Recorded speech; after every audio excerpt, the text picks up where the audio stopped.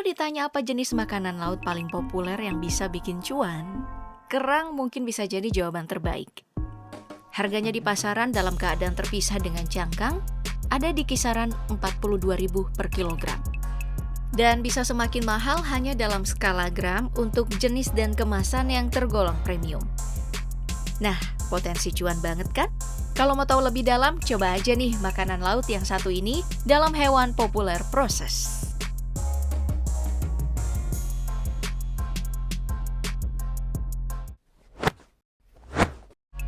Namun sebelum benar-benar membicarakan tahap pengolahannya, mari kita luruskan satu kesalahpahaman umum terlebih dahulu, soal istilah kerang. Beberapa dari kamu mungkin tidak tahu, kalau nama ini sebenarnya mengacu pada 3 jenis invertebrata air. Crustacea yang meliputi udang, lobster, dan kepiting. Echinodermata yang melingkupi teripang dan bulu babi. Serta yang paling terakhir, ada moluska. Inilah yang akan jadi fokus pembahasan kita. Atau lebih spesifik lagi, jenis yang punya cangkang berengsel dari keluarga Bivalvia. Seperti tiram dan scallop, serta keluarga Haliotis yang didominasi oleh nama abalone.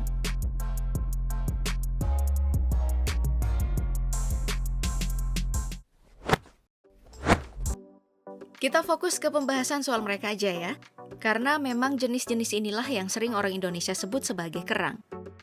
Dan di luar itu, dari segi bisnis, baik tiram, scallop, abalone maupun hewan laut lain dengan cangkang berengsel tergolong mudah untuk didapatkan. Mereka bisa dibudidayakan dengan biaya murah, karena kebutuhan alatnya itu sederhana. Dan tidak perlu diberi pakan khusus. Modelnya serta tempatnya juga bisa bermacam-macam.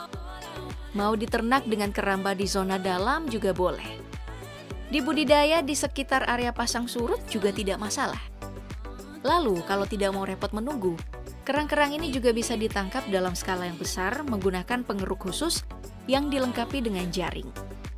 Atau nih, jika ingin terlibat dalam bisnis, tapi modal tidak mencukupi untuk kedua model barusan, kamu tetap bisa dapat berbagai jenis kerang dengan cara yang paling klasik, yaitu menangkap mereka yang terseret arus ke tepi saat air sedang surut.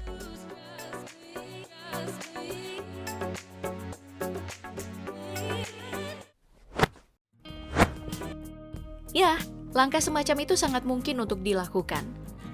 Karena pada dasarnya, semua jenis kerang berbagi kebiasaan yang sama. Mereka senang jadi penghuni bawah pasir.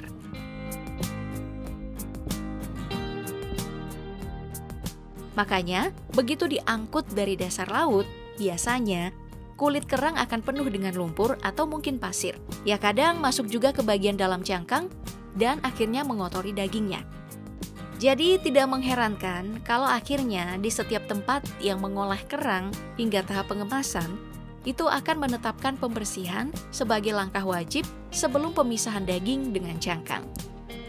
Caranya bisa macam-macam tergantung sumber daya. Kalau nelayan yang jadi distributor kerangnya punya banyak waktu, umumnya mereka akan menjual dalam keadaan bersih, karena juga punya mesin pengangkat lumpurnya sendiri. Tapi kalau tidak, itu sama sekali masalah besar. Karena di industri pengolah kerang skala raksasa, biasanya ada mesin yang mengatur pasir dengan memutar permukaan kasar dan punya semprotan. Ada juga mesin skala rumahan yang cara kerjanya mirip dengan spinner penghilang minyak goreng, mengangkat pasir dengan gerakan sentrifugal. Nah, seringkali sebelum masuk ke tahap selanjutnya, ada pabrik yang menjaga kerangnya tetap hidup dalam kolam yang air asinnya telah disaring.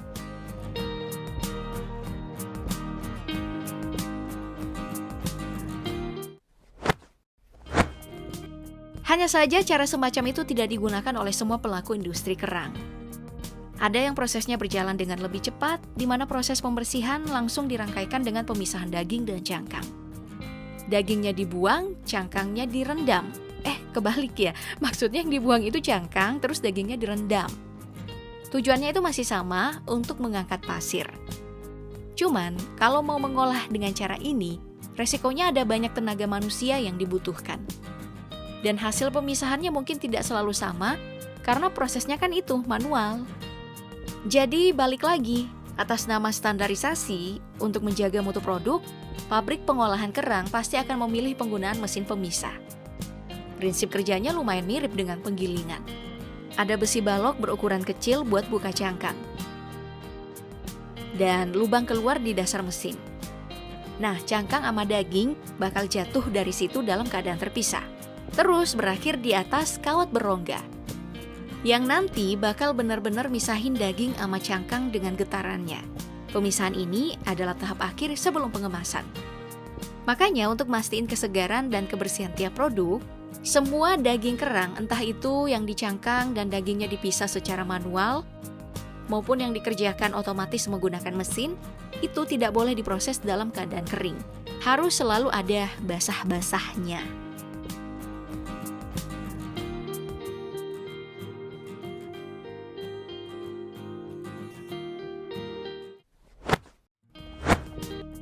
Makanya, kalau proses pemisahan daging dan cangkang berlangsung di tempat yang berbeda, itu harus dibekukan dulu sebelum dikirim. Kemudian akan dicairkan kembali ke air mendidih, begitu sampai di pabrik untuk pengemasan. Ya, untuk pengemasan sendiri, cara perlakuannya itu bakal beda-beda, tergantung bahan apa yang digunain buat nyimpan produknya. Dalam kasus kemasan yang plastiknya mirip bungkus es, daging kerangnya itu harus dibilas dengan air mendidih, terus didinginkan dengan es. Lalu diseparasi sesuai dengan takaran berat bersih. Sampai akhirnya bisa dimasukkan ke dalam plastik dalam keadaan terendam. Sementara untuk pengemasan yang bahan kepaknya dari kaleng, prosesnya itu berlangsung lebih variatif. Daging kerang ini bisa langsung diatur secara manual dalam kemasan, lalu diisi sedikit air menggunakan mesin. Atau diproses serba otomatis tanpa campur tangan manusia, mulai dari pengisian kaleng sesuai takaran berat bersih, lalu pengisian air untuk menjaga kesegaran, hingga pemasangan tutup kemasan sebagai tahap terakhir. Hal serupa kurang lebih berlaku juga nih untuk kemasan yang modelnya toples, entah itu bahannya kaca, atau yang modelnya kendi dengan bahan tanah liat. Di antara semua, mungkin cara pengemasannya agak sedikit beda hanya 2 jenis bahan, yakni yang terbuat dari triplex, di mana daging kerang umumnya tidak dipisahkan dengan cangkang, serta model kemasan plastik yang kedap udara, di mana daging dan cangkangnya sudah terpisah.